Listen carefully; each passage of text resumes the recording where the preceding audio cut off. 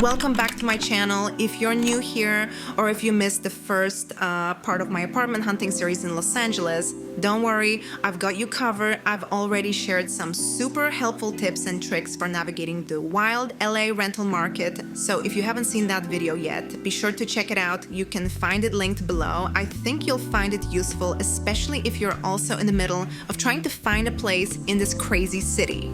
Okay, so the first place I toured was a 3-bedroom, 2-bathroom house in Sherman Oaks, listed for $5,500 a month.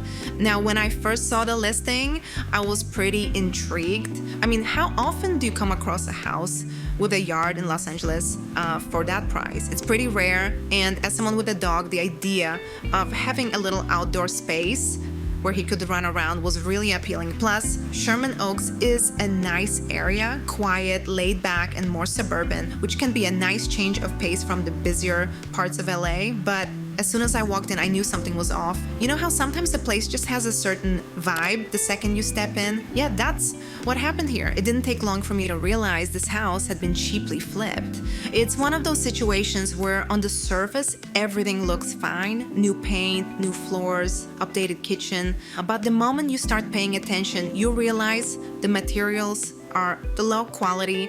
The updates were clearly just cosmetic, probably done to attract renters quickly, and unfortunately the house didn't feel like it had been updated with care or attention to detail. There were corners cut everywhere. I noticed uneven finishes on the cabinets, and the floors felt a little flimsy, like they hadn't been installed properly.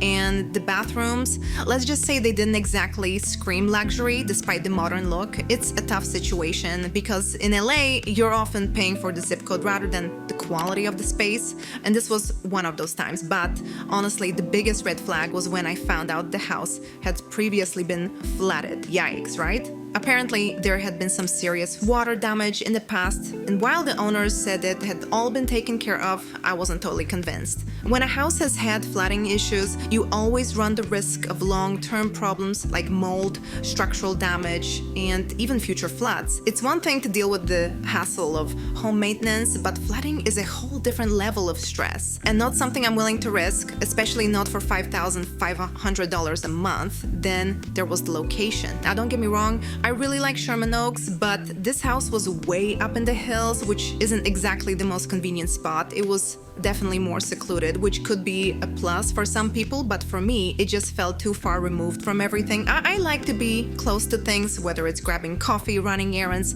or meeting up with friends. And this house wasn't close to much. The nearest grocery store, a solid drive away, and in LA traffic, even short drives can turn into long, frustrating commutes.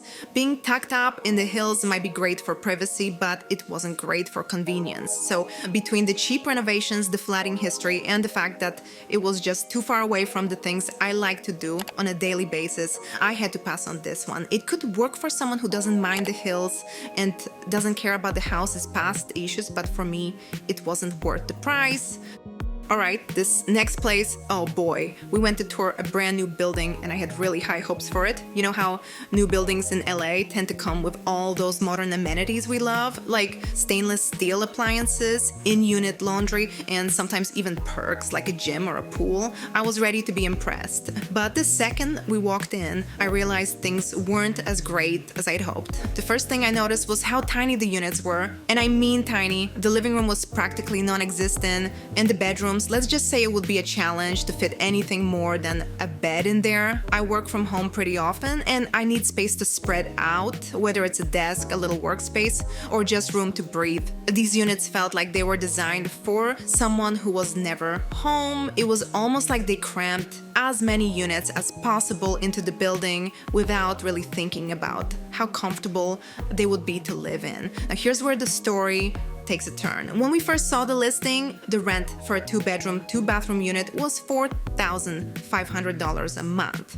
Expensive, yes, but not completely out of the ordinary for a new building in LA. However, when we showed up for the tour, the rent had suddenly jumped to $5,500 $200. Overnight, they increased their rent by $1,000, which honestly blew my mind. I mean, can you imagine going to tour a place, thinking you know what the price is, only to find out it's way more expensive than you expected? It was frustrating, to say the least. On top of that, they charged an extra $100 a month for parking, and you need parking in LA, so that's an unavoidable extra cost. It's like they were trying to nickel and dime you for every little thing. To make matters worse, the building only had one internet provider, and from what I'd heard, it wasn't exactly reliable. If you're anything like me and depend on solid internet for work, this can be a big issue.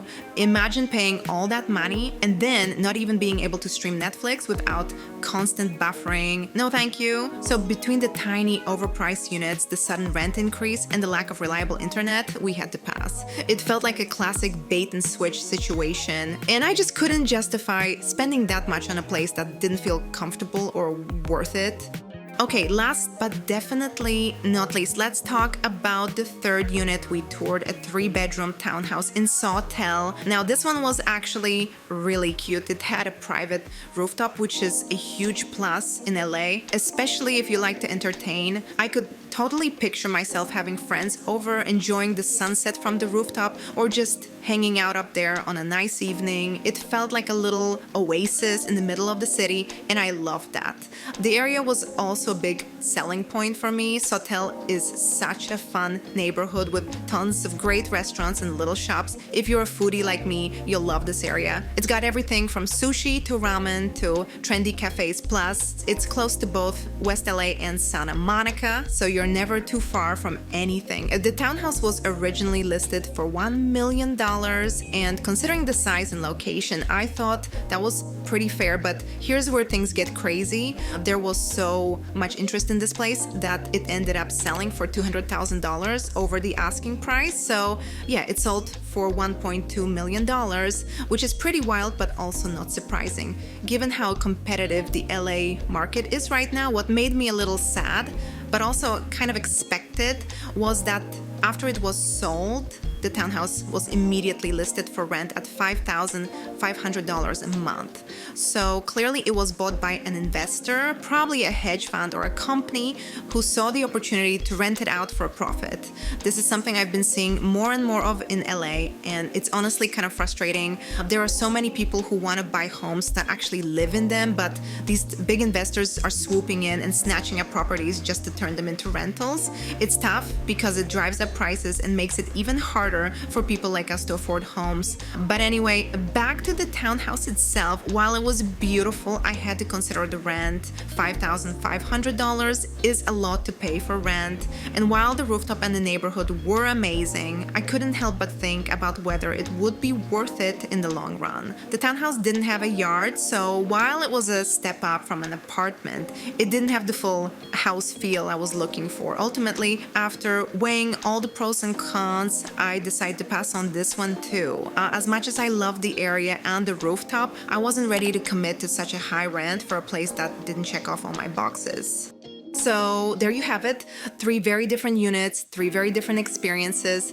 Apartment hunting in LA can be super stressful, but it's also really eye-opening. You see just how competitive the market is, how quickly things change, and how important it is to really think about what you need and what you're willing to compromise on. If you're currently on the hunt for a new place, my best advice would be to go in with an open mind, but also have a clear idea of your must-haves.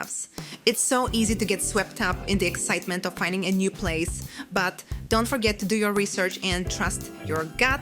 You'll know when you found the right one. Thanks for watching, and don't forget to like and subscribe for more videos. If you have any questions or want to share your own apartment hunting stories, leave them in the comments below. I'd love to hear from you. See you next time!